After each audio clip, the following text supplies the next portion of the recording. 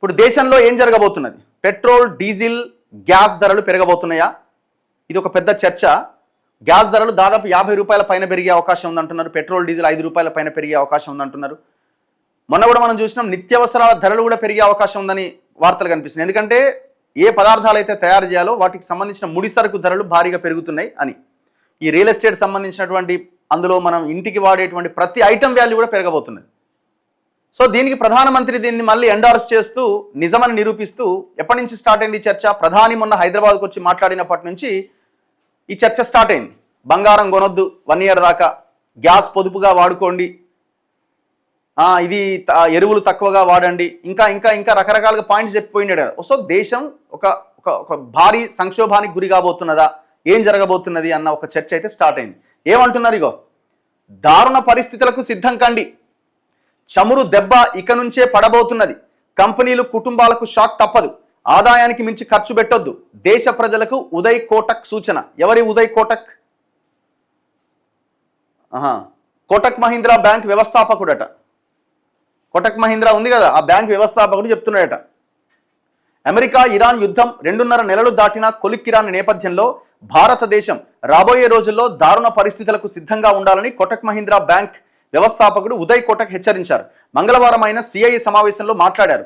పరిమిత ఆదాయంతో బతికే వినియోగదారులు, చిన్న చిన్న వ్యాపారులకు యుద్ధం దెబ్బ గట్టిగా తగలడం ఇక నుంచే మొదలు కాబోతున్నది. కంపెనీలు, కుటుంబాలు ఇక నుంచే రాబోయే దెబ్బను ఎదుర్కోవడానికి సిద్ధంగా ఉండాలి. భారత్ దగ్గర భారీ ఎత్తున చమురు నిల్వలు గతంలో చౌకగా కొన్నవి ఉండడం వల్ల ఇప్పటిదాకా మనకు సాధారణంగా గడిచిపోయింది. ఇప్పుడు కొత్తగా కొనే చమురు ధరలు భారీగా ఉన్నందున ఆ భారం ప్రజలపై వేయక తప్పదని, అది గట్టిగానే ఉంటుందని చెప్పారు. పెట్రోల్, డీజిల్ వాహనాలు నేరుగా వాడని వారికి కూడా నిత్యావసరాల రూపంలో గల్ఫ్ దెబ్బ పడబోతున్నది. వేతనాలు పెరిగే అవకాశం లేని కుటుంబాలకు ఇది పెద్ద షాక్ కాబోతున్నది. చమురు అవసరాలకు 85% దిగుమతులపై ఆధారపడుతున్న భారతదేశానికి ఏమాత్రం ముడి చమురు ధరలు పెరిగినా ద్రవ్యోల్బణం పెరిగిపోయి రూపాయి పతనమవుతుంది. దేశ ఆర్థిక స్థిరత్వమే ప్రమాదంలో పడుతుంది. క్రూడ్ ఆయిల్ ధరలు $60 దగ్గర ఉన్నప్పుడే భారత కరెంటు ఖాతా లోటును మేనేజ్ చేయగలదు. $100 దాటిందంటే ఒత్తిడి అధికమవుతుంది. వ్యక్తులైనా ప్రభుత్వాలైనా కష్టకాలంలో ఆదాయానికి మించి ఖర్చు పెట్టడం మానేయాలి.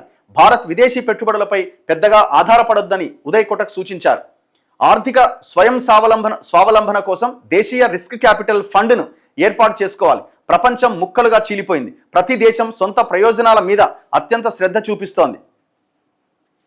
హోర్ముజ్ సంక్షోభం ఇప్పట్లో తేలేటట్లు లేదని, దీని కారణంగా కొన్ని దేశాలు ఆర్థిక మాంద్యంలోకి వెళ్ళిపోతాయని సింగపూర్ ప్రధాని అంచనా వేసిందట. దాని ప్రభావాన్ని సింగపూర్ కూడా అనుభవిస్తోంది. ఇంధనమే కాకుండా ఆహారం, ఎరువుల ధరలు కూడా ఆకాశాన్ని అంటబోతున్నాయి. ఇప్పుడు మన ఎరువులు కూడా ప్రతిదీ మనం ఇంపోర్టే కదా, యూరియా ఇవన్నీ కూడా మనం బయట దేశాల నుంచి ఇంపోర్ట్ చేసుకోవడమే.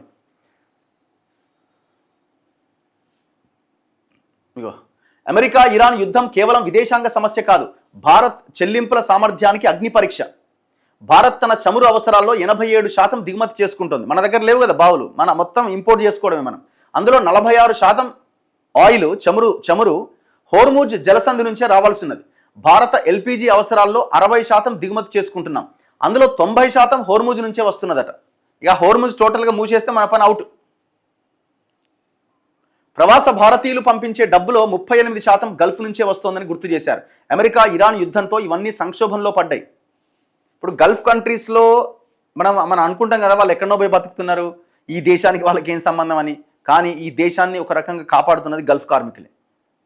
విదేశాల్లో ఉంటున్న వాళ్ళు, గల్ఫ్లో ఉంటున్న వాళ్ళు ముఖ్యంగా, వాళ్ళు ఇక్కడికి వాళ్ళ పేరెంట్స్కో, వాళ్ళ అవసరాల కోసం, వాళ్ళ కుటుంబంకు గడవడానికి పంపించేటువంటి డబ్బులు వాళ్ళు దానికి ఇక్కడ పంపించడానికి కట్టే ట్యాక్స్లే చాలా పెద్ద మొత్తంలో ఉంటాయి.